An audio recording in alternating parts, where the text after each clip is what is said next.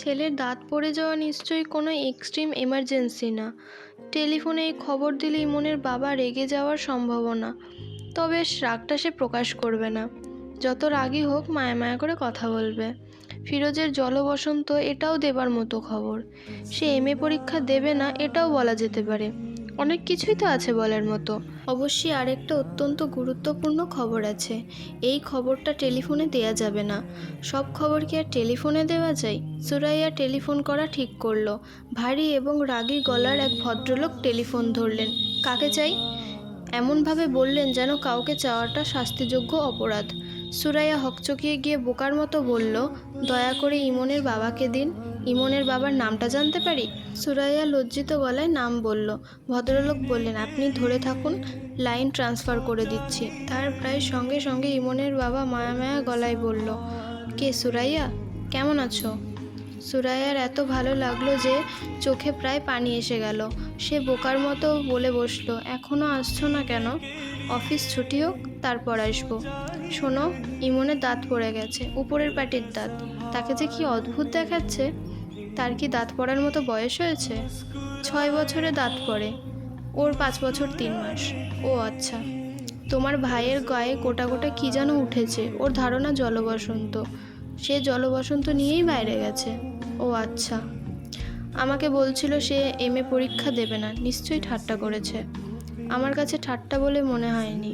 আচ্ছা শোনো, এই যে হঠাৎ টেলিফোন করলাম, রাগ করনি তো? না, রাগ করবো কেন?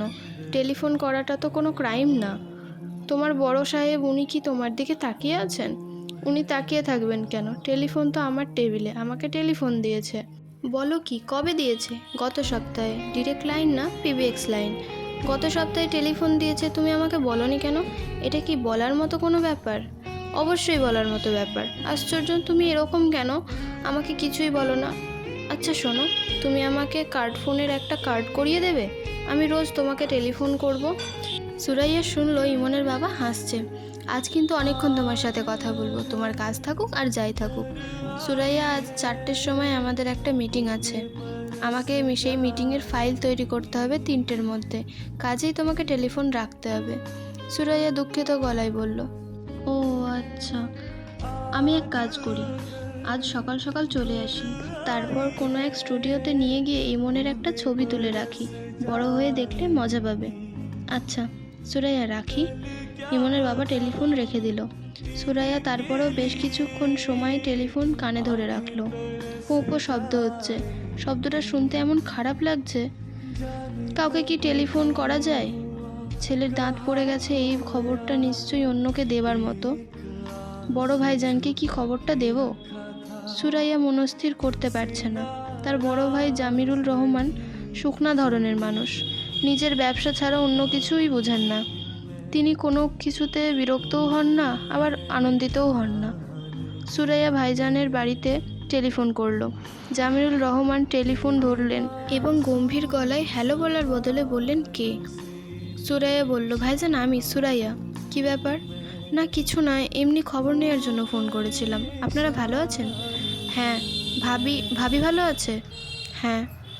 ইমনের আজ একটা দাঁত পড়েছে। ও আচ্ছা। মিতুর কি দাঁত পড়েছে? মিতুর বয়স তো ইমনের কাছাকাছি। ইমনের 2 মাসের ছোট। মিতুর দাঁত পড়েনি? জানি না তো। আপনার শরীর ভালো আছে ভাইজান? হজমের যে সমস্যা ছিল, সমস্যা মিটেছে? না, আছে।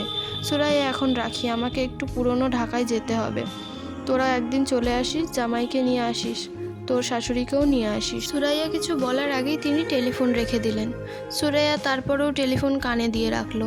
পো পো শব্দ হচ্ছে, মন খারাপ করা শব্দ। তারপরেও আজ কেন জানি শব্দটা শুনতে ভালো লাগছে। মানুষের জীবনে এক একটা দিন এক এক রকম হয়ে আসে। কোনো কোনো দিনে মন খারাপ হওয়ার মতো ব্যাপার ঘটলেও মন খারাপ হয় না, বরং মন ভালো হয়ে যায়। আজ মনে হয় সেরকমই একটা দিন। ব্যাপার কি? রাত 11টা বাজে, ইমনের বাবা এখনও আসছে না। সুরাইয়া প্রাণপণ চেষ্টা করছে দুশ্চিন্তা না করতে। যেদিন সকাল সকাল বাড়ি ফেরার কথা থাকে সেদিন দেরি হয়, এটা জানা কথা। তার কোনো বন্ধু হয়তো তাকে বাসায় ধরে নিয়ে গেছে, তার ছেলের জন্মদিন বা জাতীয় কিছু। রাতে না খাইয়ে ছাড়বে না, খাওয়া দাওয়া শেষ করে গল্প করতে করতে দেরি হচ্ছে। হ্যালো এভরিওয়ান, আমি বর্ষা। আমি আপনাদের অপেক্ষা গল্পের তৃতীয়তম পর্ব পড়ে শোনাচ্ছি। আমার কণ্ঠে গল্পটি ভালো লাগলে লাইক, কমেন্ট, শেয়ার করুন, ফলো এবং সাবস্ক্রাইব করে পাশে থাকুন। Bye bye.